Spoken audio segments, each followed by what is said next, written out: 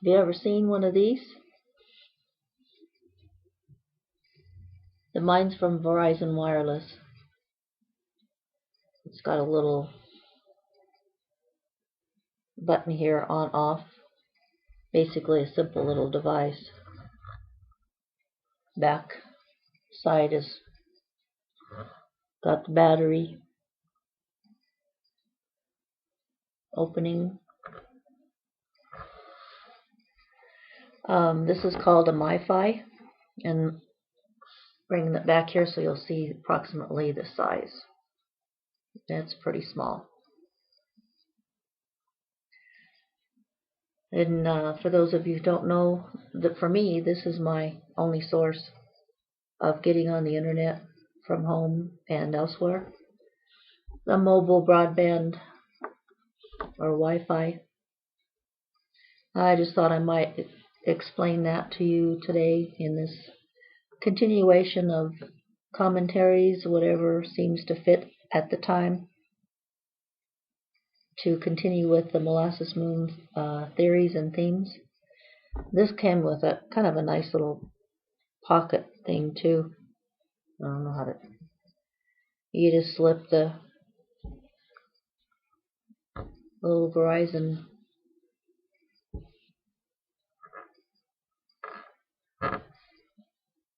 thing into this little pocket. It's kind of handy. I mean, big deal, but it's a little velvet sleeve that just is one of the niceties that sometimes are provided and then sometimes not.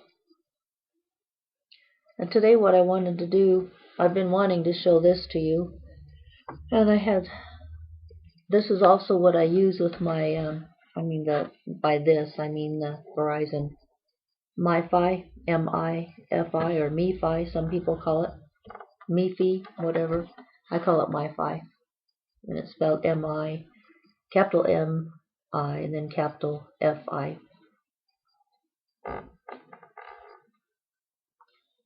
Now I don't have the Kindle turned on, so it'll probably be reflecting, showing that I've got the door open here in the kitchen, even though it's 4:45 in the afternoon, March 8th, 2012, and today's Thursday.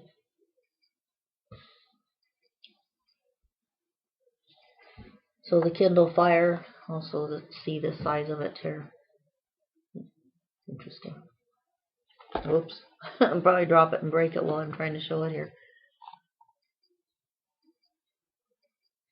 It's kind of a nice size. It's a little bit smaller than the iPad or the regular tablets. I've been meaning also, there's so many people I want to thank for all these little advantages we seem to have so readily available in a society that is based on capitalism. Strangely enough, a society that also usually degrades the concept without even realizing that everything they have that they appreciate and enjoy is based on that concept.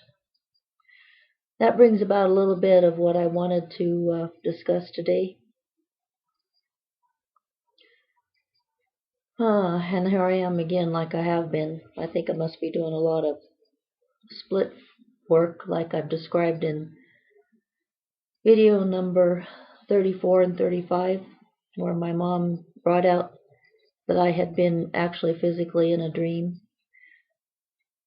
And I wasn't aware of that other than the feeling of being somewhere else and not being able to focus well in the present.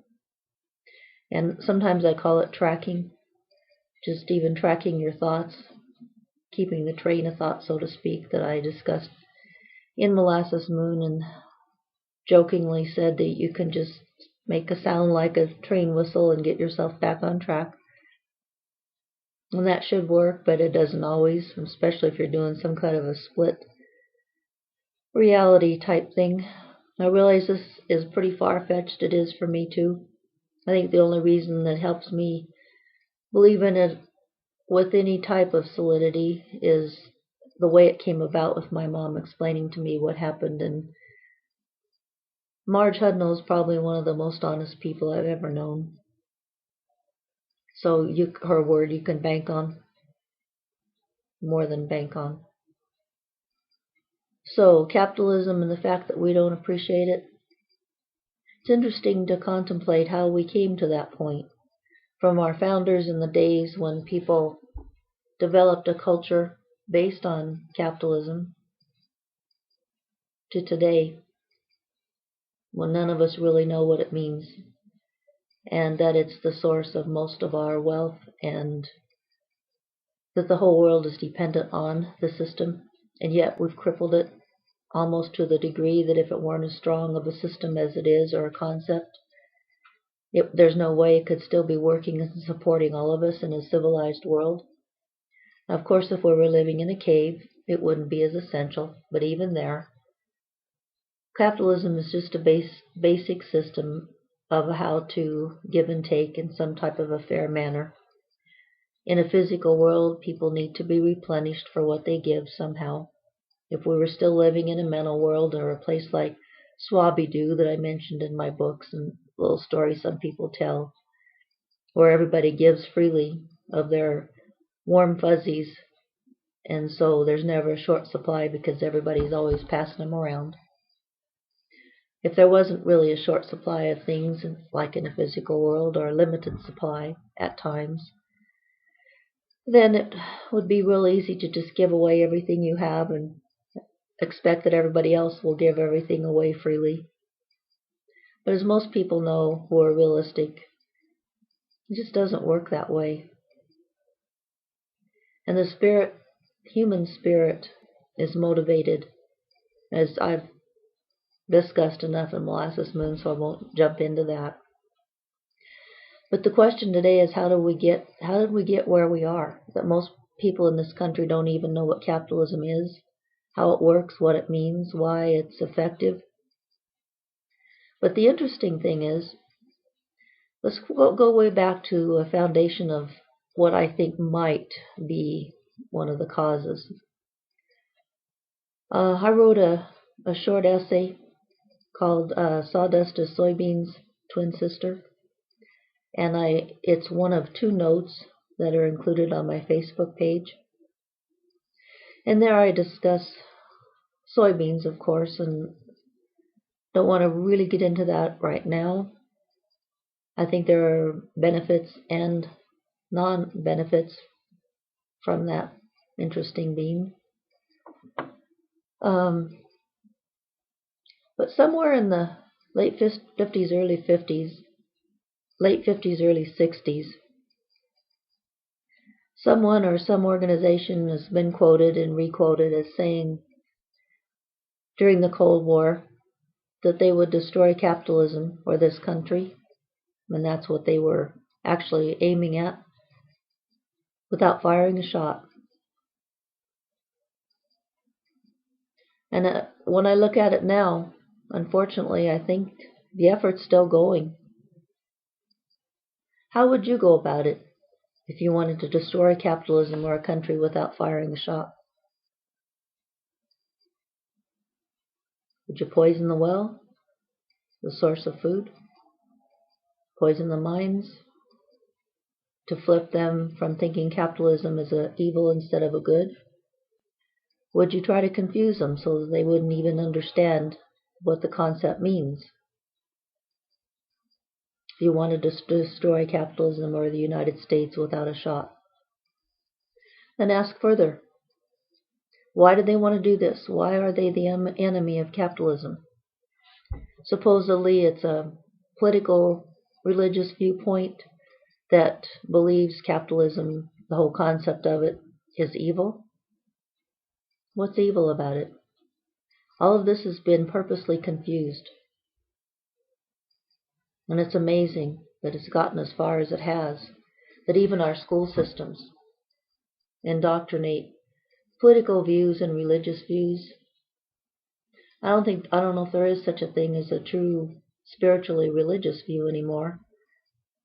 There have to be.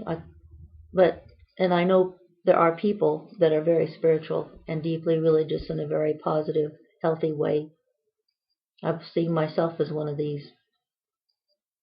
Very spiritual and very religious.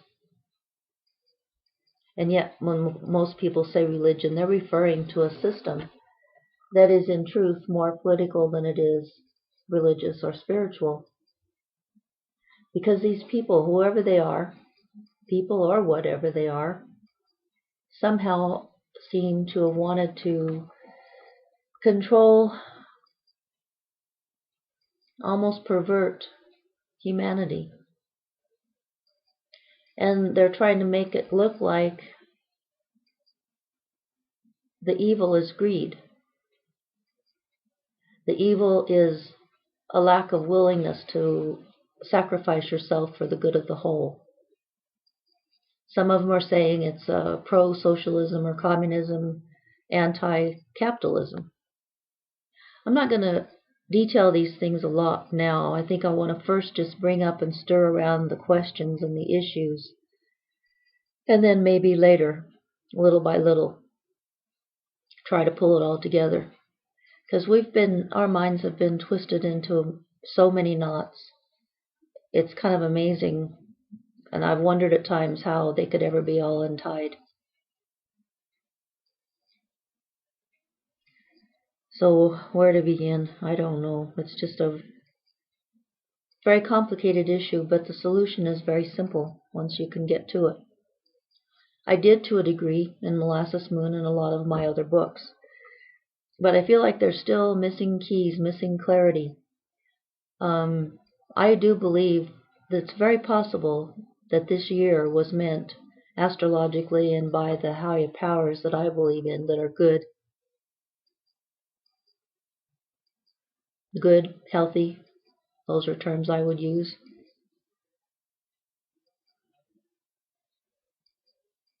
And here I am losing my train of thought again. I believe that good exists. It appears that evil does too. And believe there's a higher power that most people call God. I believe that it's in control. I'm thankful for that. I believe that this year might be a time, as the Mayans have said in some ways maybe accurately, in other ways maybe not. I don't know for sure. I don't understand the whole system completely. But this is a year, I believe, of raising a real push astrologically and just every which way that can be used in a healthy sense to raise consciousness of humanity. Today, I saw a little bit of a spark of hope on how this would come about and how you would see a change in ways of thinking and consciousness that would seem to be more healthy. So maybe I'll just describe that, make that a little bit of a cue point to try to stay on track with. I was in Denny's this afternoon working on one of my phases of writing projects. And I noticed a change just the last couple times in Denny's. This particular one that I've frequented fairly regularly. In most restaurants, most places in the recent past and actually the long-term past, I've noticed that most people are focused on not their job, not their service, not doing it well, but how many hours it's going to be or minutes or whatever until they get to go home and leave. The focus is not on the work, not on doing their jobs well, not on pride of what they're there for, not on appreciation of the paycheck and the livelihood that they receive from the job. It's just on when they go home. I understand that because a lot of people are in jobs that really don't suit them. And the attitude has been also of entitlement, that we deserve a paycheck, but that's separated from what you're supposed to be doing to earn it. The focus is on the check and on going home. It's not on being there. It's not on doing the job. I've seen that for a long time, and I'm sure most people have. But last time I was in Denny's and this time I was very heartened. Of course, you have to know that this particular Denny's has been on the verge of needing to be closed because of no profit for a long time. And no business. I might blame some of it, which I do if you've read any of my work, on the fact that so many restaurants have bought the con of the cheaper availability of food that is produced by GMOs. And I'm not going to go into that, except if you're interested, just search the term. GMOs and a lot of additives, and impregnated, pushed really hard with soy in almost every food, every bite you eat. Food no longer, especially in restaurants. Most people don't realize why, but it doesn't taste like food. You eat it and you might go away feeling like, I just ate something and I paid for it, but I don't feel like I ate any food. I don't feel like I've got any sustenance. Now this is all tied together. But I think for many reasons, including the fact that food just isn't really food anymore, and including the attitude I just described, and a lack of belief in capitalism, yet seeing the necessity to make some profit to survive. They've been on the verge anyway.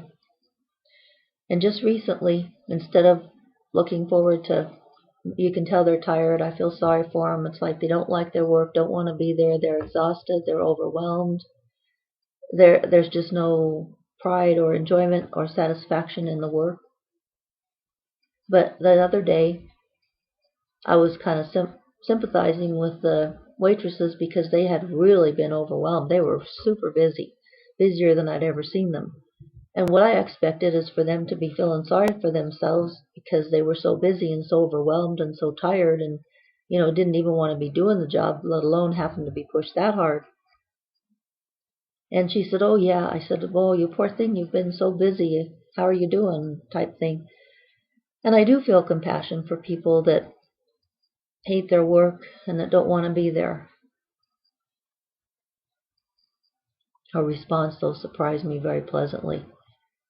She says, oh yeah, we're really busy and it's really overwhelming. She says, but I'm really glad. We really needed this and been working for it for a long time. And she was happy to be busy, happy to be overwhelmed. That change in attitude I didn't think I'd ever see.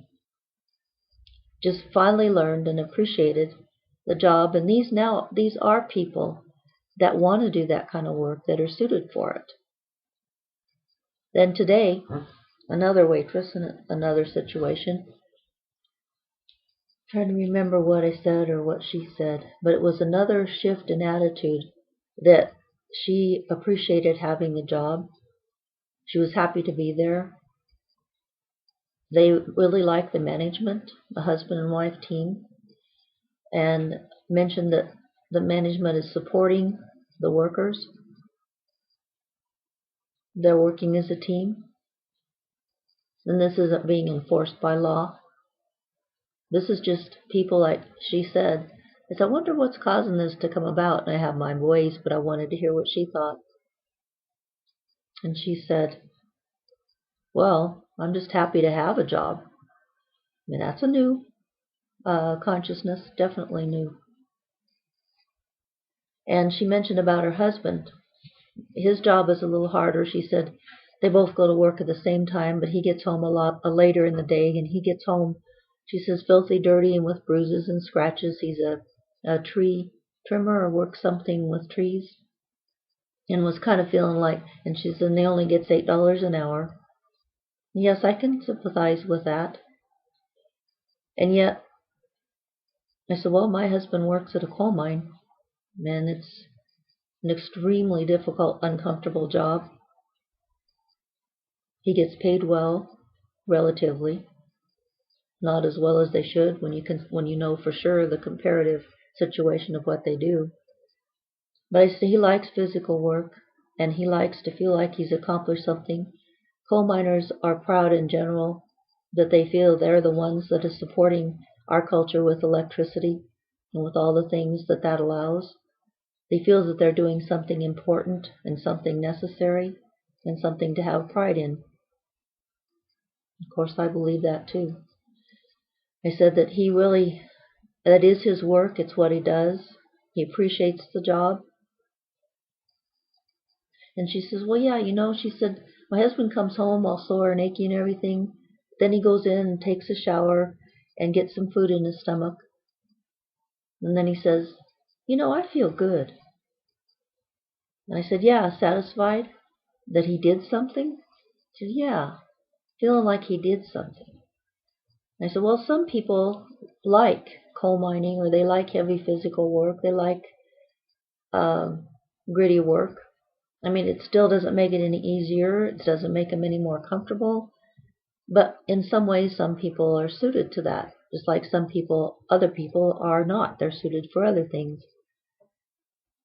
And so I think we both just got some kind of a point there. There was just a little bit of a higher level of consciousness of cause and effect. And that really made me feel good.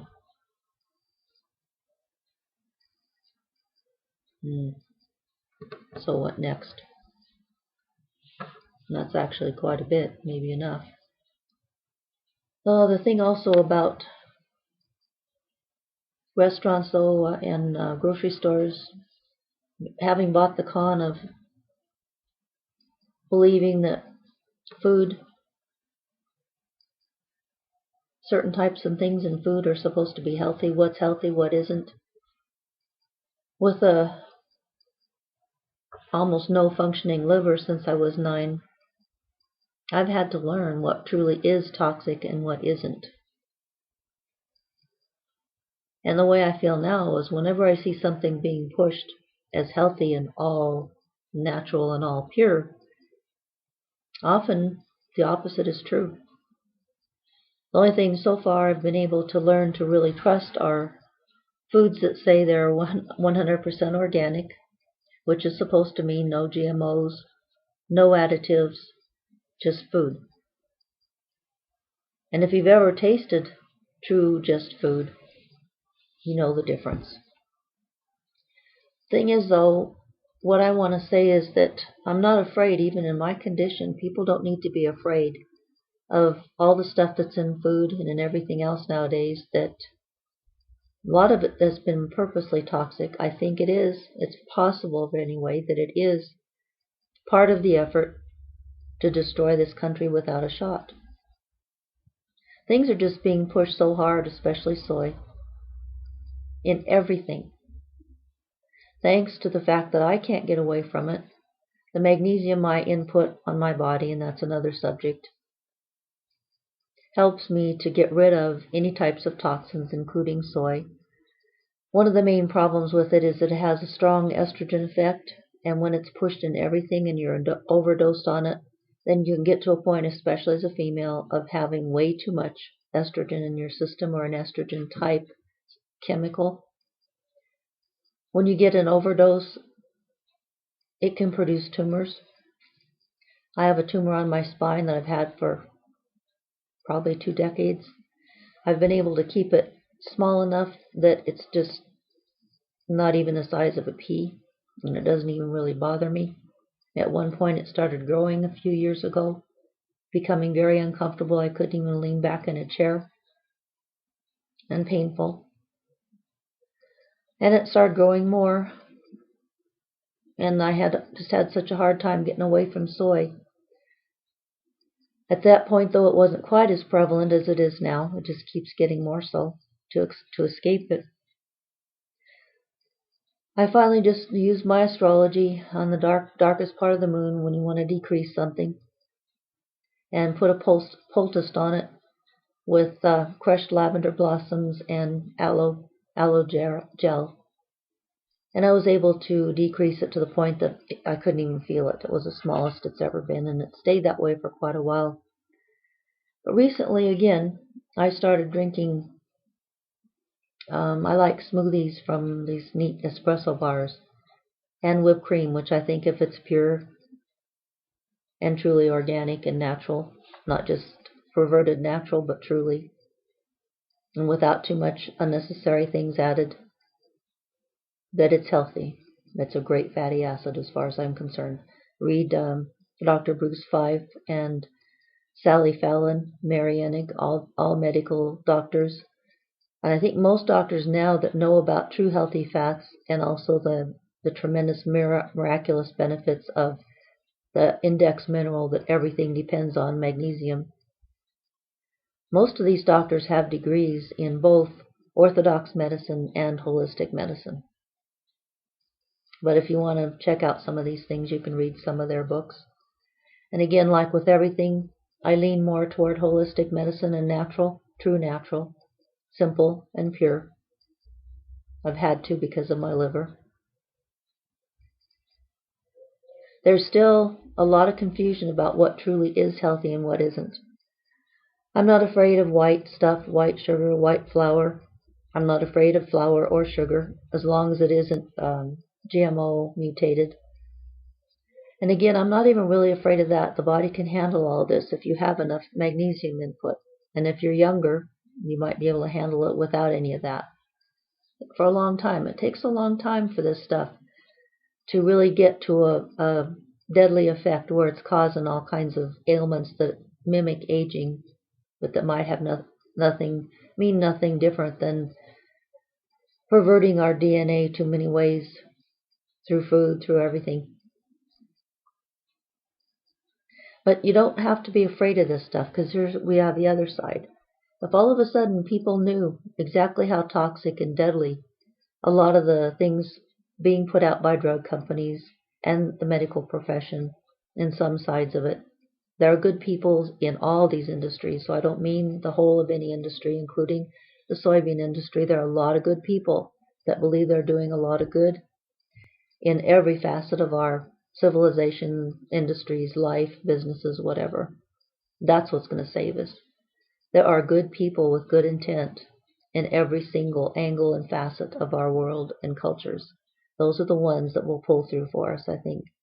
And the ones that are connected well enough to a higher power.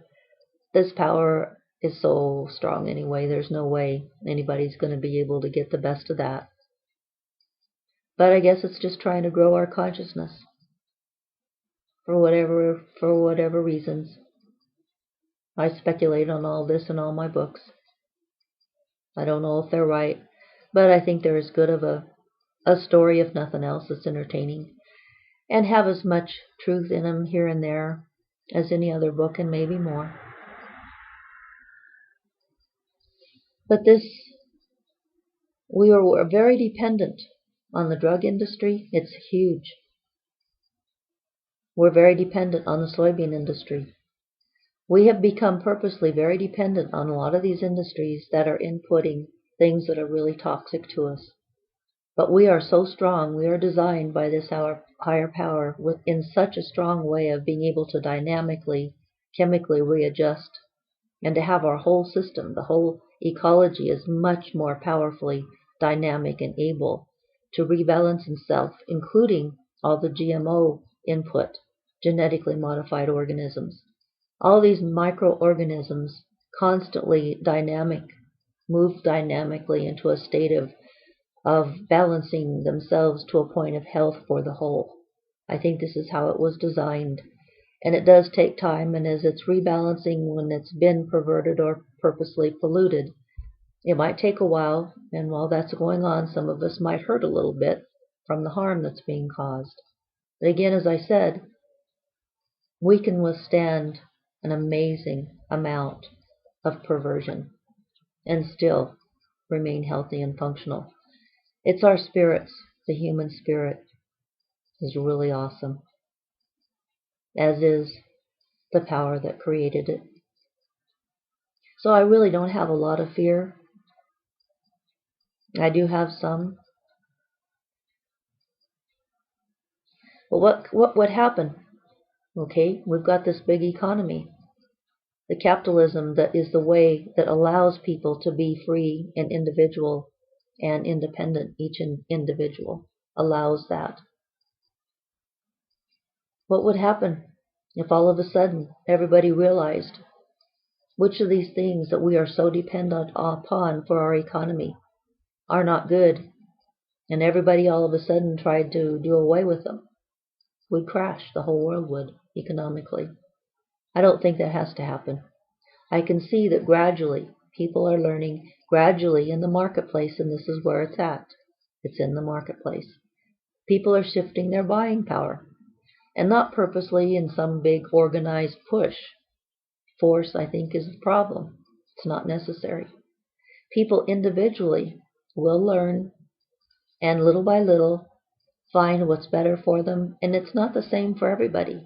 Even sleep, now we're getting pushed ideas about what's good sleep and what's bad sleep. One of the latest articles that has been circulating is that it's better to sleep in 2 few-hour shifts and then have a middle of the night where you get up and do things or sleep or lay in bed. I don't see anything really wrong with that, and they're saying that we used to do that and that we were better off for it. Well, maybe. I feel better if I can get, though, myself a full 7 or 8 hours. But if I can't, the main thing is not to worry about it. If you don't sleep for a while, all of a sudden you will. You'll just need it and you'll crash and get a sleep that might be healthy enough and deep enough that one good night of that might last you a month with other nights of struggling. And there are things to do in the middle of the night or whenever it is that you can't sleep. I wrote about that in one of my articles in the Days of Coffee and Donuts. So I won't go into it again too much here. But the point is, we're going to make it. We're going to make it. We're gradually going to raise our consciousness. And the way it feels is really kind of neat.